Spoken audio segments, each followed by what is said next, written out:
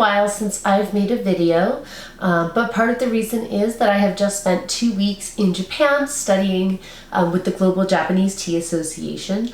I took their Japanese Tea Master course. I'll have a lot more to share in the coming weeks, but I thought I would start out with showing you everything that I brought back from my tea trip to Japan. One of the first things that I purchased was this beautiful chuan that I found in a kind of anonymous tea store in the Nishiki market area of Kyoto.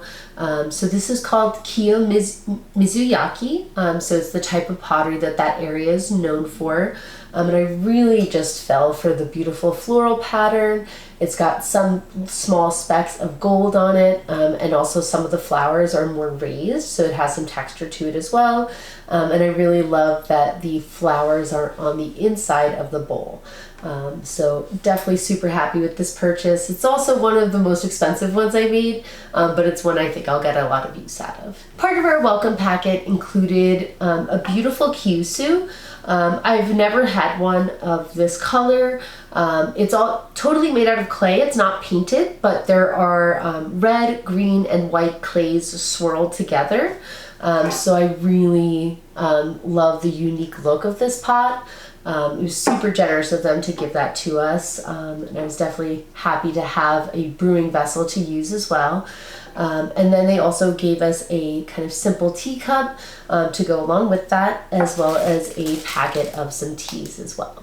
One of the first stops I made when I arrived in Kyoto was Ippono's flagship store. It's a place I've wanted to visit for a while, and I luckily got there right at their opening hours, so I was able to get a seat in their cafe. And I enjoyed a really wonderful gyokuro as well as a wagashi. It was definitely a great kind of welcome to Japan. So I did buy their premium gyokuro in the shop there. Interestingly, they did not have any matcha on display, but if you asked about it, they would bring out a list. Just given the recent matcha shortage and craze, I think they were kind of being proactive, trying not to oversell their matcha. I also purchased this really cute glass that just has like a tea leaf print on it. I thought that was really cute, and it also came with a lid, so this could be a great way to kind of like shake up matcha if you're on the go. Another special treat that I purchased during my trip was a copper tea caddy from Kaikato. So this company makes artisan tins that are really beautiful, and they're meant to kind of patina and change over time because the metal will interact with the oils from your hands. So they actually recommended for me to touch this tin every day to help expedite that process. So I also got a tea scoop that is engraved with my name in Japanese. I just thought that would be a really special souvenir of the trip. And the first tea that I've put inside is a kamaricha that we made ourselves during our first visit to a boo-boo tea farm. I'm going to be sharing a lot more about that trip, but it was really a wonderful experience, and it's nice to have something special to store that tea in. Some of my classmates and I really wanted to see a chasen making demonstration or do some kind of tour. We weren't able to arrange for that, but one of our teachers let us know that there's a free public demonstration at the Bamboo Museum. So that was really wonderful, and we got lucky where the people doing the demonstrations are apprentices in the Suikayan family, who is absolutely known for their beautiful whisk. So it was really amazing to see them take a single piece of bamboo and turn that into a chasen. I have a ton of chasen at home already, so I didn't buy any there, even though I was definitely tempted. But I did buy a shishaku. All of mine are kind of run-of-the-mill inexpensive ones, but I thought it would be nice to have a really special scoop to use. We visited Gallery Hozan in Shigaraki, where we were able to speak with the master potter. He also made us this really amazing pine needle tea where he pan roasted the needles in front of us, and I was lucky enough to be able to purchase 3 of the teacups that they had for sale. There were quite a few really beautiful pieces that were way out of my price range, but luckily these 3 cups were relatively affordable. They each have a bit of a different look. I really liked this one because it kind of, the swirls inside kind of reminded me of ocean waves. And then this one is kind of similar to that cup, to the other cup, but instead of the kind of more green blue look, this is more of like a red gray look. And that's a bit more representative of the Shigaraki traditional pottery. Normally the clay is red and then it'll have like a natural glaze. And then this cup I thought was really unique. It's not perfectly round, so it's a bit kind of wabi-sabi because of that. But it's got a white glaze with red streaks in it. The potter let us know that he designed this glaze to resemble sakura blossoms in the snow right in the beginning of spring. And so I thought that was such a wonderful image that I just had to have one of them. Our trip to Uji was probably my biggest tea purchasing day. It really is tea city. There's quite a lot of temptation with all the different tea stores that are around. I purchased a tin of sencha from Su-en, which is the oldest tea store in Japan. It's really amazing that they've been there that long. They're right at the end of this beautiful bridge in Uji that crosses a river, and there's actually tea plants lining the road. Definitely a must-visit place if you're ever in Uji. We visited Jinjiro, where I purchased a small amount of matcha.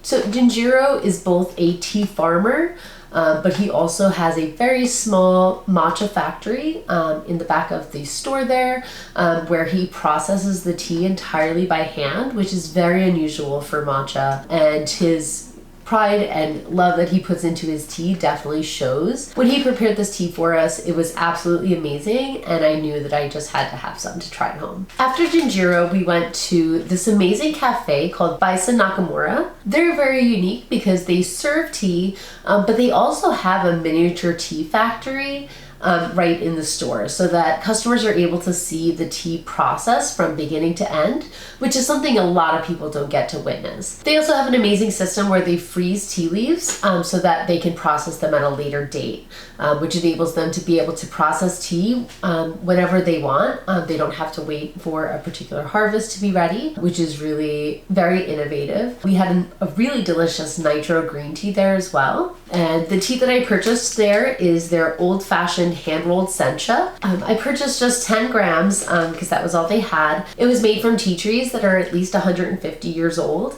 and the owner of the store hand-rolled it himself in the old style, kind of before the needle shape that we know Japanese teas for today had been invented. I was also able to make a very quick trip into Hori Shichi Man, where I purchased a tin of their Narino matcha.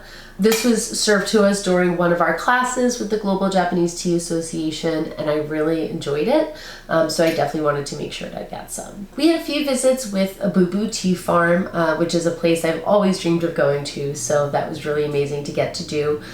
We were able to, on the first visit, we harvested tea by machine. We were split into teams. My team made the kamaricha that I put into the copper tea caddy that I showed earlier. And then the second visit that we had, we actually hand harvested tea, and we made that into a tomomi sencha, so we learned how to hand roll that. And I was able to purchase a few teas. So I purchased their pine needle wakocha.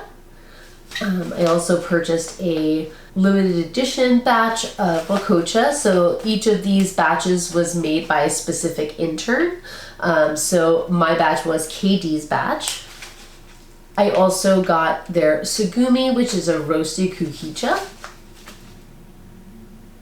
I also purchased a t-shirt as well as a samue, which is kind of like a Japanese work jacket from them. I'm really excited to be able to wear those when I do tea events. The farm where we hand harvested our leaves is actually located right next to Abubu Tea Farm. So we were at Cha and Morifuku, and the farmer there was amazing. He was super friendly and knowledgeable, and so I purchased the first flush hojicha from him. We were also treated to a Japanese tea ceremony at Bayonne, which is also a very, very old tea store in Kyoto. Been there since 1872, quite a while, and I purchased their Radiance Master Selection matcha.